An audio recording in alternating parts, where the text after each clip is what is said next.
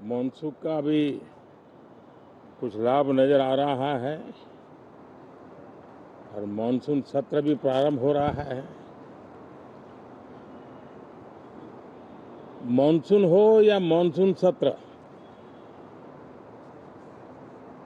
अगर दोनों प्रोएक्टिव हो तो बहुत ही प्रोडक्टिव होते हैं।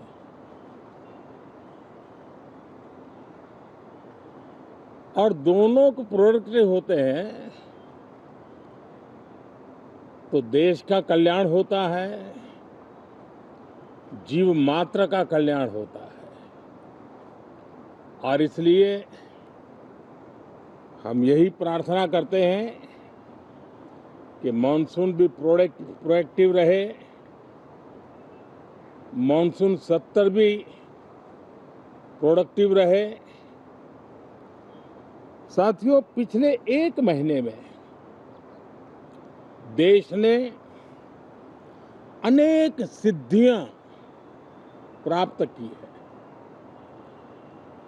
और देशवासी गर्व से भर जाएं, इस प्रकार की सिद्धियों का सिलसिला चला है। चाहे राष्ट्रीय हो, अंतर्राष्ट्रीय हो और अब तो अंतरिक्ष भी हो। एक प्रकार से भारत के लिए गर्व के पल रहे हैं। पिछले वर्ष मानसून सत्र के ठीक पहले भारतीय नागरिक इंटरनेशनल स्पेस स्टेशन पर पहुंचा था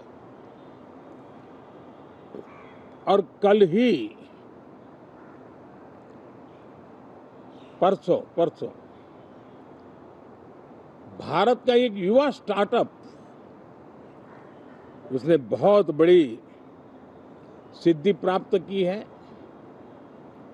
विश्व के कम ही देश हैं जहां इस प्रकार से प्राइवेट साहस हुए हैं और भारत के युवाओं ने अंतरिक्ष में नई उड़ान भरी है। बहुत बड़ी सफलता है। और ये जो स्काईरूट स्टार्टअप है, उसमें जो नौजवान काम कर रहे हैं, मुझे बताया गया उनकी पूरी टीम की जो एवरेज एज है वो सिर्फ 28 साल है। ऐसे नौजवानों ने ये काम करके दिखाया है। मैं किसी 56 साल के नौजवान की बात नहीं कर रहा हूं। मैं देश के ये स्टार्टअप ने 28 के एवरेज वाले नौजवानों ने अंतरिक्ष में भारत का झंडा गाड़ दिया है। उनको तो बधाई है ही है, लेकिन ऐसी बातें जो हैं जो भारत को आत्मविश्वास से भर देती है। विश्व में भारत का प्रोफाइल सर्वमान्य, सर्वस्वीकृत बनता जाता है। साथियों, ये संयोग नहीं, ये एक संदेश है और बड़ा मजबूत संदेश है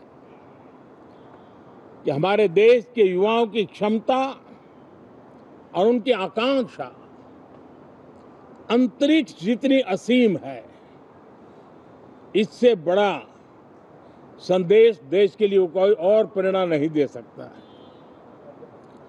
साथियों, जो रिफॉर्म एक्सप्रेस पर सवार होकर के आज देश चल पड़ा है, उसी का नतीजा है कि भारत के नौजवान इतना बड़ा साहस कर पाते हैं और सफल भी हो रहे हैं। साथियों, पिछले दिनों राजस्थान में बहुत बड़ी ऑयल रिफाइनरी देश को समर्पित की गई। पिछले कुछ सप्ताह पहले एक सेमीकंडक्टर प्लांट, यानी तीसरा, देश को समर्पित किया गया।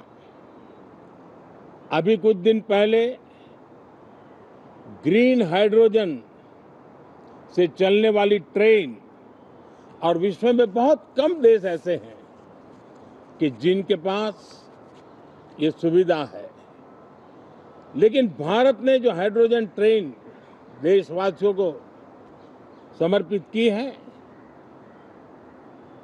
वो सबसे ताकतवर इंजन वाली है और सबसे लंबी है।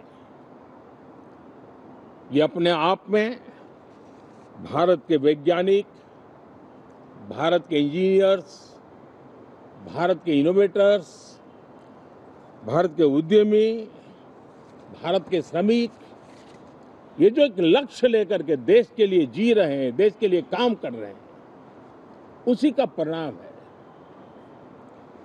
साथियों, हम भली भांति जानते हैं और पूरी दुनिया चिंतित भी है, लगातार कहीं न कहीं युद्ध की स्थितियां बनती रही है। पश्चिम एशिया के युद्ध के कारण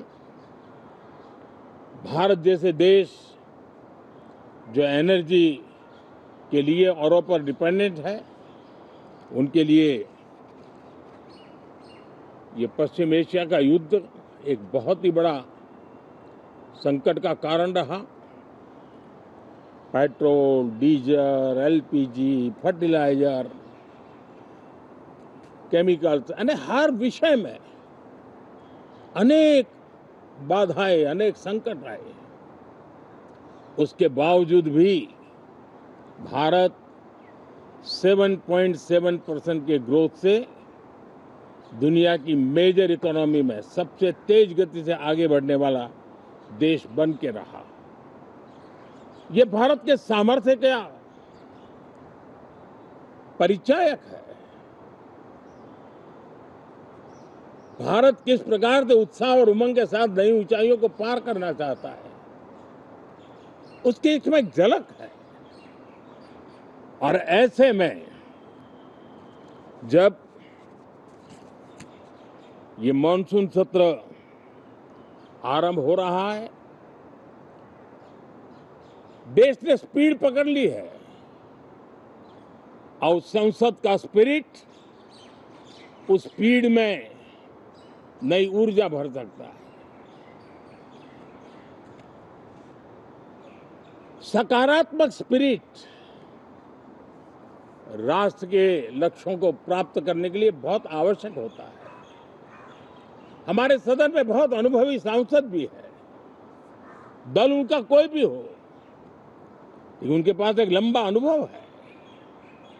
ऐसे समय में उनके अनुभव की, उनके ज्ञान की संसद को भी जरूरत है, देश को भी जरूरत है।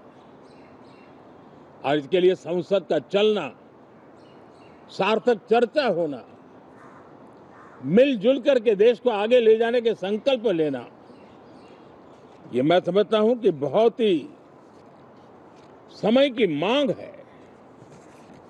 एस्पिरेशन से भरे हुए देश के युवाओं की मांग है कि हम आगे बढ़े। आज समय की मांग है कि राष्ट्र निष्ठा से भरे हुए, राष्ट्र भक्ति के लिए जी रहे आवाज को सदन में उचित मंच मिलता रहे, वे अपनी आवाज को बुलंद करे, देश को दिशा दे। और इसलिए मैं आशा करता हूं और मुझे पक्का विश्वास है, जहां तथ्य होते हैं, जहां तर्क होते हैं, वहां तूफान के लिए जगह नहीं होती है। अगर तर्क मजबूत है, तथ्य मजबूत है, तो शांत चित्त से भी अपनी आवाज को बुलंद बनाया जा सकता है। मैं आशा करता हूं तर्क और तथ्य के साथ सदन की चर्चा को समृद्ध किया जाए, हर आवाज को अवसर मिले, हर विचार को सम्मान मिले। ये संसद की हमारी भूमिका है। मैं सभी सांसदों से बढ़ चढ़ करके इस सदन में हिस्सा लेने के लिए निमंत्रित करता हूं। आज सुबह स्पीकर महोदय जी ने भी सोशल मीडिया के माध्यम से देश के सांसदों का स्वागत करने के अपने भाव को व्यक्त किया है। मैं भी उसमें अपना स्वर मिलाता हूं। आप सबका बहुत बहुत धन्यवाद। नमस्कार।